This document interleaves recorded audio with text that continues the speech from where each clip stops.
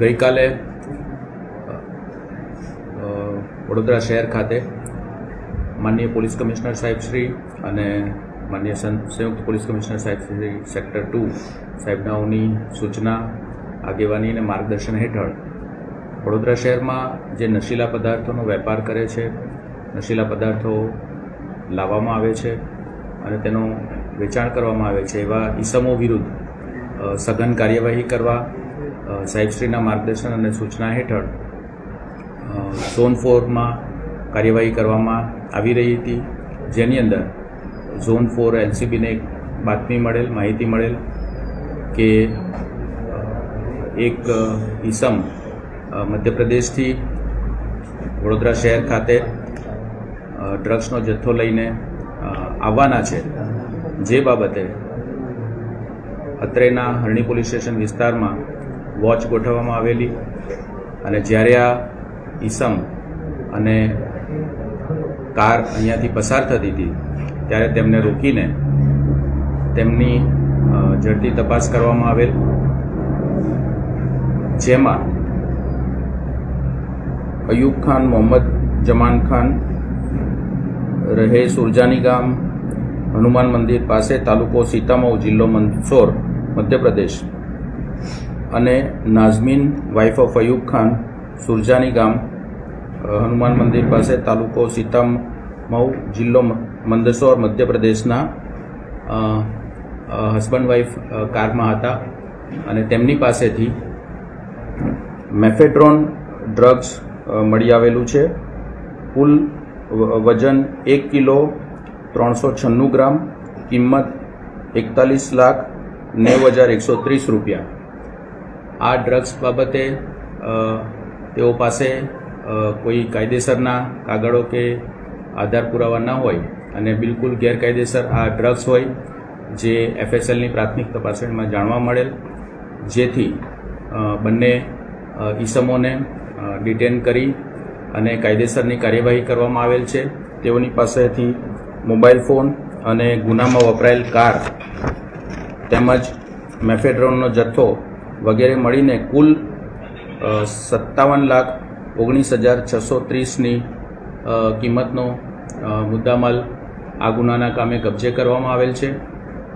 બંને તોહમતદારને અટક કરવામાં આવેલ છે અને હરણી પોલીસ સ્ટેશન ખાતે NDPS એક્ટની જોગવાઈઓ અંતર્ગત ગુનો દાખલ કરવામાં આવેલ છે.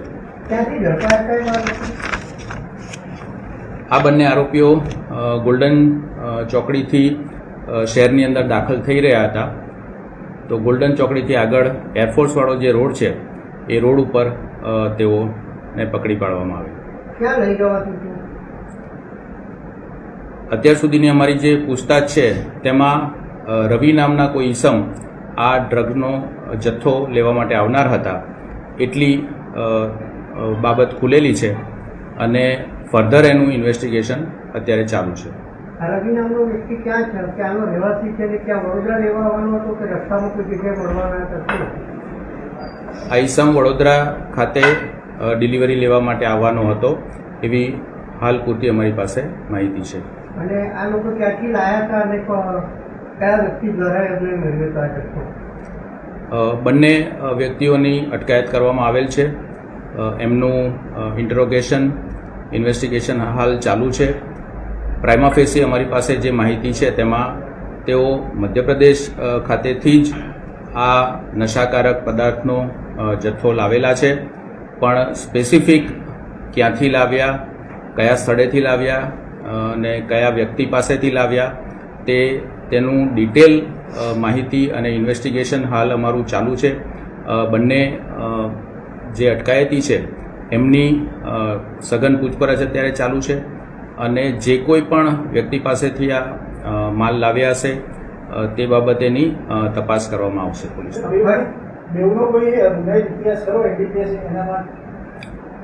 અત્યારે અમારી પાસે જે ઇન્ફોર્મેશન છે તેમાં અગાઉ કોઈ ગુનાહિત ઇતિહાસ અમારા ધ્યાન પર આવેલ નથી.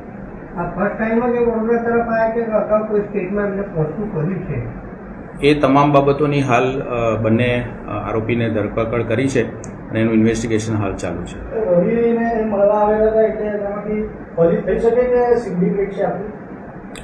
બની શકે, કારણ કે આટલી મોટી અમાઉન્ટ અને આટલો મોટો જથ્થો છે, કમર્શિયલ ક્વોન્ટિટીનો જથ્થો છે, એટલે એમાં એક કરતાં વધારે આરોપી ચોક્કસ રીતે સંકળાયેલા હશે. એમના સપ્લાયર પ્લસ અહીંના સ્થાનિક લોકો જે રિસીવ કરીને પછી એને પેડલિંગ કરે છે એ લોકો પણ સંકળાયેલા હશે. એ તમામ બાબતોની સર્વગ્રાહી તપાસ કરવા માટે હાલ અમારું ઇન્વેસ્ટિગેશન ચાલુ છે. મનસુર અને જાફર નામના વ્યક્તિ પાસેથી ખરીદી લાયા છે એવું કઈ આવ્યું છે બાર તપાસમાં? પ્રાઇમા ફેસી એમણે જણાવ્યું છે, પણ એ માત્ર એટલું જ નામ છે અને એની કોઈ વિગતવાર વિગત કે વ્યક્તિનું એડ્રેસ કે ખરેખર આ નામ સાચું છે અને ખરેખર વ્યક્તિ કોણ છે એના બાબતની કોઈ ડિટેલ હાલ અમારી પાસે ઉપલબ્ધ નથી, જેથી ફર્ધર ઇન્વેસ્ટિગેશન પર આ તમામ બાબતો ડિપેન્ડ કરશે. આ ફર્સ્ટ ટાઈમ વડોદરામાં આટલું જથ્થો પકડાય એવું કહી શકાય? વડોદરા શહેર પોલીસ દ્વારા NDPS ના એક્ટ હેઠળની કાર્યવાહી અને નશાનો જે વેપાર કરે છે લોકો, એમાં એ લોકોને પકડી પાડવા માટે, એમના વિરુદ્ધ સખત કાર્યવાહી કરવા માટે સરકારશ્રીની પણ ઝીરો ટોલરન્સની નીતિ છે અને વડોદરા શહેર પોલીસ દ્વારા પણ એ દિશામાં સતત અને સખત કામગીરી કરવામાં આવી રહી છે. અગાઉ પણ જે કોઈ પણ આ રીતનું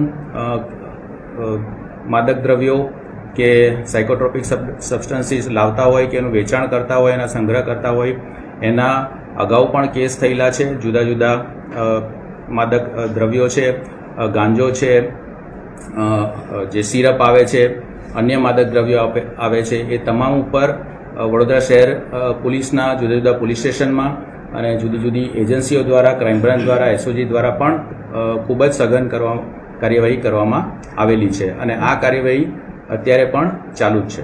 રિમાન્ડની કાર્યવાહી માટે આગળ શું કરશે?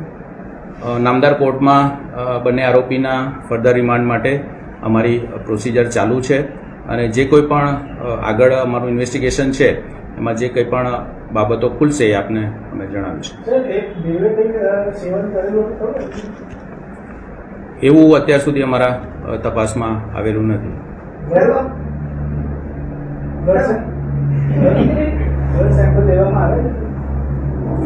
આરોપીની મેડિકલ તપાસણી જે નિયમ મુજબ અમારે કરવાની હોય છે એ પ્રોસિજર પ્રમાણે તમામ મેડિકલ તપાસણી અને ઇન્વેસ્ટિગેશન અમે કરેલું છે. એમની કારની ડેકીમાં તો કેવી રીતે આ લોકો લઈને જતા હતા, કેવી રીતે સંતાડીને લઈ જતા હતા? એમના પર્સન ઉપરથી જ મળી આવ્યું છે, વ્યક્તિના પર્સન ઉપરથી જ મળી આવ્યું છે. અમારી જે ટીમ હતી એ વોચમાં હતા અને એમના ત્યારબાદ બાતમી આધારે એમનું રોકવામાં આવ્યા અને પંચો રૂબરૂ પંચનામું કરવામાં આવેલું છે અને એમના પર્સન ઉપરથી મળી આવેલું છે. આ મહિલાની છાતી પર બાંધીને લઈ જવાથી એ વાત સાચી છે? સોરી, મહિલાની છાતી પર બાંધવામાં આવ્યું હતું, આ ડ્રગ્સના પેકેટ બાંધવામાં આવ્યા હતા, લઈ જવાથી એ વાત?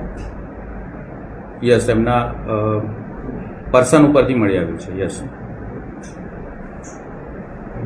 Thank you.